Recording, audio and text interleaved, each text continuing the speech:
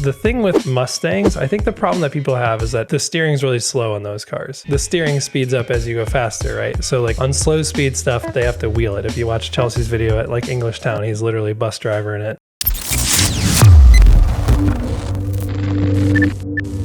The car that I've seen that people are starting to pick up now is the A90 Supra. A lot of those are coming up on auction. I saw one the other day for like 25 grand. I think that's why TJ Hunt and LZ are diving into those quick. Yeah, I saw where LZ TJ is doing the like completely factory engine setup and stuff for the Supra, making it a fully built drift car for like Pro-Am and stuff. And then LZ is doing... Well, he's got the four rotor, and then he bought one, and then he machined down the inner part of the tie rod so that it would clear into the rack. Oh, yeah, he's working on making his own angle kit. That's what it was. Yeah. Like a bolt-on GK Tech angle kit for the Z, something kind of similar to that. But I keep seeing the videos from Australia where those guys are like sending it down a back road, and you know, there's other people that are driving them at tracks and stuff. So maybe that one would be one you could look into. Yeah. No, for sure, it's a good car. I mean, I could nerd out on suspension all day. The reason I don't like those cars is 5-link rear with no anti-squat, and then it's hella pro dive in the front, and like S550 is also pro dive, which makes a car handle way different than you expect it to on brakes and everything, but it's still a cool car. The short wheelbase, I don't know if many people are aware. Do you know what the wheelbase is on an A90? No. It's pretty short, isn't it? Okay, so do you know what your 240 is? It's just barely more than a Z4, right? Okay, so a 240 is like 100 inches, dead nuts. An S197 and an S550 Mustang are 107-inch wheelbase. This is funny. No, most people don't know this. A90 Supra is 96 inches. Oh, that's a little bitty. Wow. Okay. Do you know what the Dodge Viper is? No, I have no idea. 96 inches. Isn't that insane? Yeah, that's crazy. I didn't realize Vipers had such a short wheelbase. That is crazy. Damn, no, I didn't know that. Think though. about. That's good to know. Yeah, and that's why like it does make Osbo's driving a little more impressive. I'm sure they stretched the wheelbase out a little bit, and the over fenders are like moved and stuff. But you know, Think so? I would. I don't know. Maybe. I don't know. But 96-inch wheelbase is very finicky car. You know, comparative to 107. You know, Chelsea and Vaughn and. Have you? This is one of the questions I was going to ask you. Have you driven one of those cars, the RTR cars? No. No. Everybody says they're. I don't know that many people that have driven them, but I've heard from everybody that they are a handful, that they are difficult to drive. So the way that they set them up is you can modify rear suspension points. I'm not going to give away all their secrets, but you can modify rear suspension points in FD. So they modify them to get more anti-squat out of them, and to fix roll center and things like that. But the thing with like Mustangs, I think the problem that people have is that the steering's really slow on those cars, but it's because they go so fast. Like the steering speeds up as you go faster, right? So like on slow speed stuff, they have to wheel it. If you watch Chelsea's video at like English Town, he's literally bus driver in it everywhere. Because it's not that fast of a track. But like on a fast track like Atlanta or Utah or anything like that, the steering speeds up, and so it's like reasonable instead of it being like super fast when you're going fast. So I think that's usually where the difficulty lies. And then they're just it's an interesting chassis. S550 is a very weird chassis, and they've done a lot to those cars to make them not like a stock one, but even driving a stock one is very interesting. And they're fun to drive, but it's not like the same as what you would expect. Yeah, I would imagine not. Well, a little bit about your cars. How many do you have? Because I was scrolling through your Instagram. It looks Tell like us about the asset right now. Yeah, me too. Yeah, I have 3 That's all I care about. Yeah, I have 3 cars, and then my business partner Matt has a bunch of cars. But so the S550, I'll just say that's Matt's car, but I drove it at Nashville last year, and then if we do demos and fun stuff, I'll probably drive it a little bit more. So that's not my car, but I've driven it and I get to drive it.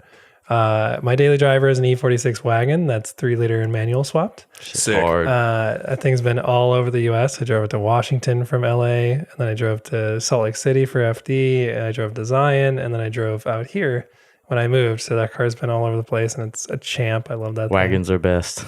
Dude, it's the jam. So good. And then my fun car is a Aston Martin V8 Vantage. It's a 6-speed manual, 4.3 liter. It's got BC coilovers, ESR forged wheels on it. every bit of carbon that I could buy for it that costs more than probably both of your guys' cars put together. No, it's that car is ridiculous, but it's a blast. And it looks like you drive the living shit out of it. yeah. I bought it to drive it. I mean, that's the thing. That's what I wanted to do. You know, I was on the fence about buying it. And I talked to like the most reasonable people that I knew in LA. I thought people like these are people that are going to be like, absolutely not, don't buy that car. And they were like, you should definitely buy that car. And I was like, well, if these people are telling me that I shouldn't buy this car, then I'm going to. And it's fun, man. It's a blast. That car it's super nice. The suspension's really nice on it. The engine's pretty crazy. It's dry sump factory. Sick. Yeah. So like the whole engine's behind the front strut towers. It's transaxle. A bunch of anti-squat, a bunch of anti-dive, double wishbone front and rear. Have you done anything to it besides the carbon stuff? Is there any? So it's BC coilovers, ESR 3-piece forged wheels. I modified the headlights. So I, of course, doing the headlight stuff that I was talking about, I put halos and color changing strips in it. I put a V12S grill in it, V12 front bumper with a carbon fiber splitter, which is way too much money. Carbon fiber duckbill from ACR Aston Martin. Clear taillights, which cost $1,200 used. Carbon fiber taillight inserts, carbon fiber side strakes.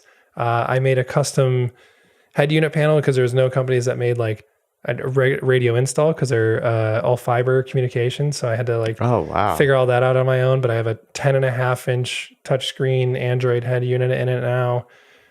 Is it fiber optic or did you change it to I wire? bypassed. Yeah. So I was just curious. Yeah. I one time I was working on one of those older Mercedes, dude, and I was like trying to help my buddy, and I was trying to cut into a wire harness, and I clipped one of those optic things, and I was like, "What the fuck is that, man?" And he was like, "I don't know. It's probably just." He's like, "It's probably just some wire." I was like, "It don't look like wire to me," and we tore that car up, dude. It was fucked up. Yeah. It was like his mom's car. Don't the Skies have that shit too? The fiber optic? I think one of them does. I just always remember like anything fiber optic. I'm like, nope. I don't want anything to do with it, you know? Dude, it's funny because like, so they call it's 07 and they call it the Gaydon era Aston Martin. So it was when Ford owned Land Rover, Aston Martin, Jaguar, Volvo.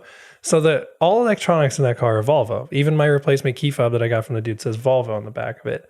So I was like, well, I mean, process of elimination. An 03 Volvo would equal an 07 Aston Martin. Obviously, if you understand like engineering lag time and things like that. So it's like, what 03 Volvos have fiber optics in them? And so it was like an X60 or XC60 or something. And I was like, fiber optic bypass. And I literally, all I had to do was change one wire. And the bypass wire length was perfect from the back of the Aston where the amp was all the way up to the head unit. And then I changed one wire and it was the trigger wire. And everything worked right.